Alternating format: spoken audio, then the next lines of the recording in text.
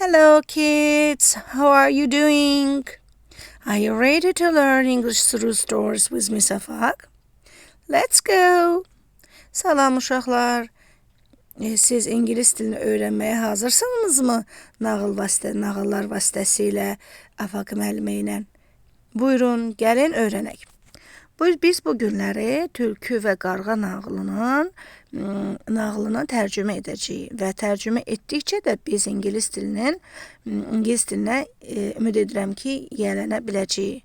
Təkcə uşaqlar yox, böyüklər də, ingilis dilini yeni öyrənənlər də cizgi filmlər vasitəsilə dilə yiyələnib mükəmməl nəticə əldə edə bilər. Gəlin başladıq. Tülkü və Qarğa, The Fox and the Crow. The Fox and the Crow Tülkü və Qarğa deməkdir və burada biz tülkünün hiyləgərliyinə şahid olacağıq. Early one morning, a fox is walking through the woods. Səhər erkən tülkü meşədə gəzirdi. Yəni biz burada bilirik ki, ən azından yəni ingilis dilində elementary səviyyəsində olan şagirdlərimiz bilir ki, indiki zaman davam edici forması necə düzəlir. To be fe'linin forması is və fe'lə ing artırmaqla. Və tülkü hal-hazırda meşədə gəzir. Woods yəni meşə deməkdir. He is hungry and he is looking for something to eat. He is hungry and he is looking for something to eat. O acdır və o yeməyə nəsə axtarır. Look for axtarmaq deməkdir. Is looking for yəni hal-hazırda axtarır. Something isə nəsə deməkdir. He sees a crow sitting on the highest branch of a tree. O, ağacın ən hündür budağında əyləşən qarğanı görür. Yəni, bildiyimiz kimi, bayaq danışdığımız zaman indiki davam edici zaman formasıydı.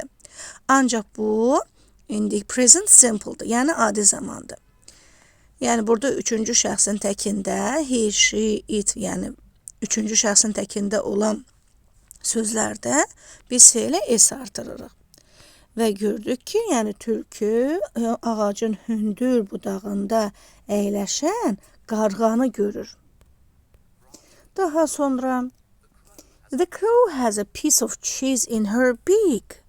Qarğanın dimdiyində bir parça pendir var. Yəni, pendir, cheese, a piece of cheese deyirik. I love cheese, thinks the fox. Mən tülkü fikirləşir. Pendiri sevirəm. Pendiri xoşluyuram. Yəni burada o pendiri əldə etmək istəyir. I think I have found my breakfast. Məncə, I think məncə deməkdir. Məncə mən səhər yeməyimi tapmışam. Məncə mən səhər yeməyimi tapmışam. I have found isə burada present perfect zamanındadır. Yəni tapmışam. Azərbaycan dilində nəqli keçmiş zaman kimi tərcümə olunur. Mən səhər yeməyimi tapmışam. But how can I get the cheese? Bəs necə onu əldə edim? But how can I get the cheese? Bəs mən onu necə əldə edim? Sonra he thinks and he thinks. O fikirləşir və fikirləşir. Then he has a clever idea. Sonra onun ağlına bir fikir gəlir. Yəni, gəlin uşaqlar belə bir şey deyək ki, he has a clever idea, onun ağıllı fikri var deməkdir. Ancaq ki, biz onun hərfi mənada da tərcümə etsək də olar, etməsək. Sadəcə olaraq biz nağıl formasında, nağıla görə biz bunu dəyişməliyik. Yəni, onun ağlında bir fikir var, yaxud ağlına bir fikir gəlib deyə də tərcümə edə bilərik. I will make her talk.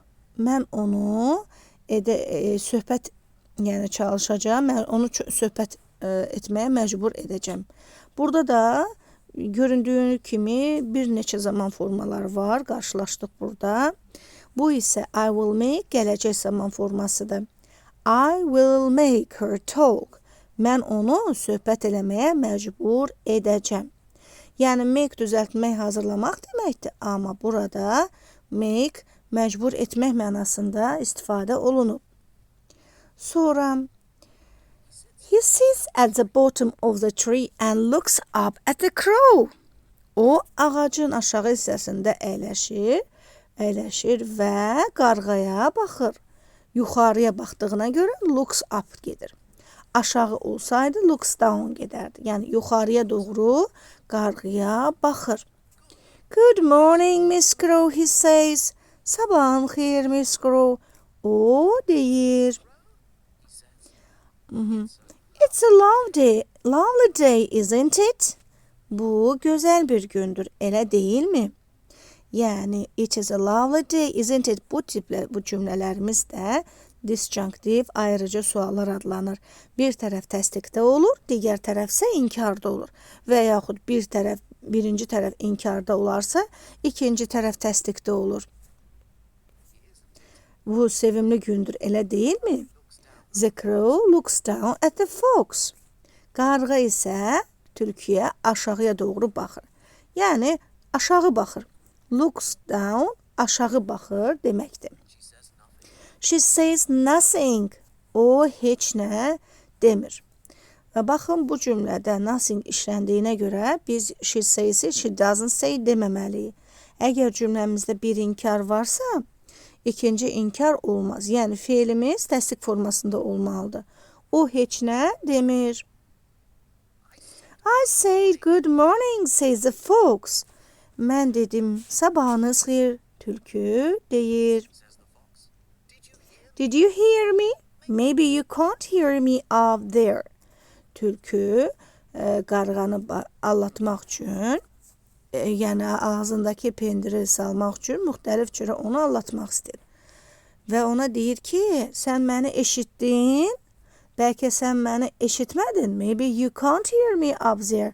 Bəlkə sən məni orada eşitmədin. Eşidə bilmirsən, daha doğrusu. The crow is suspicious. Qarğa yəni şübhələnir. She holds the cheese tightly in her beak and says nothing. O pendiri möhkəm tutur dimdiyində və heç nə demir, söyləmir. Then, this is not so easy, thinks the fox. Bu elə də asan deyil, tülkü fikirləşir. But he doesn't give up. O təslim olmayacaq. Give up təslim olmaqdır. He doesn't give up, yəni o təslim olmayacaq. He smiles at the crow. O qarğaya gülümsüyür. Sonra isə deyir ki, you know, you really are the most beautiful bird, he says. O deyir, sən bilirsən ki, sən ən gözəl quşsan. Demək olar ki, yəni ingilisində elementary səviyyəsi olan şagirdlərimiz bilir ki, sifətin 3 dərəcəsi var və burada the most beautiful bird üstünlük dərəcəsindədir, üstün eləyir. Yəni o deyir ki, sən ən gözəl quşsan həqiqətən. Sonra isə your feathers are so shiny. Tülkü deyir ki, sənin lələklərin çox parlaqdır.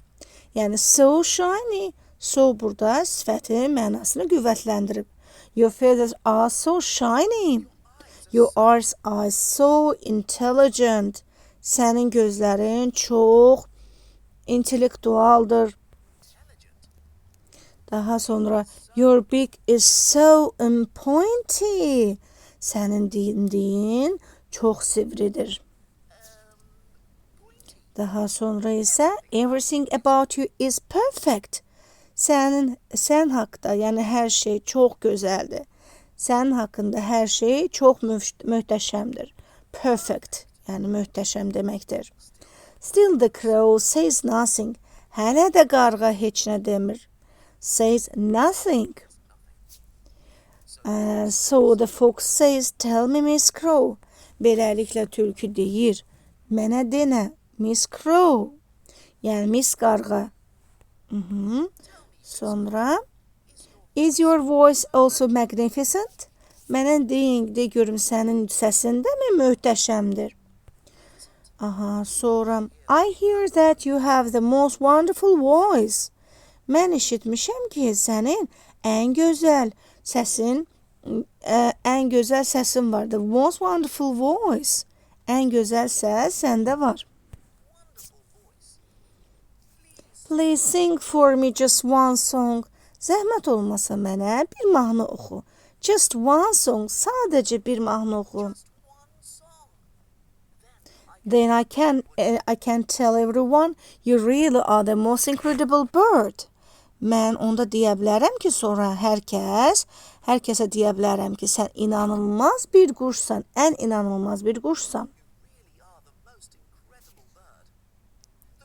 The queen of all birds, in fact, və quşların kraliçasısan. This makes the crow feel good. Bu, qarğanı daha yaxşı hiss etməyə məcbur etdi. Yəni make burada məcbur etməkdir. She wants everyone to know she has a wonderful voice. O istəyirdi ki, hamı onun gözəl səsi olduğunu bilsin, tanısın ki, onun çox gözəl səsi var. She wants everyone to know that she is the queen of all birds. O istəyirdi ki, hamı bilsin ki, o bütün quşların kraliçasıdır. Və she smiles a little smile. Və o yüngülcə, yəni gülümsüyür. She smiles a little smile. Və biraz gülümsüyür. Then she smiles a big smile. Sonra böyük gülümsüyür. A big smile. Then she opens her mouth to sing her best song for the fox. Sonra o ağzını açır ki, tülkü üçün ən gözəl mahnılarını oxusun. And plop. Və nə baş verir? The cheese drops out of her beak and falls straight into the mouth of the fox. Pendir onun dimdiyindən düşür və tülkünün ağzına, yəni dərhal tülkünün ağzına düşür. Falls straight into the mouth of the fox. She swallows it in one gulp. Bir yudumla onu udur. Swallow, udmaq deməkdir uşaqlar. Söylüyor. Thank you for the delicious breakfast, Miss Crow. Təşəkkür edirəm dadlı səhər yeməyinə görə, Miss Crow. Laughs the fox as he walks away. Laughs the fox as he walks away. Və tülkü nə edir? Gülür. O gedərkən gülür ona, gülür. Have a lovely day.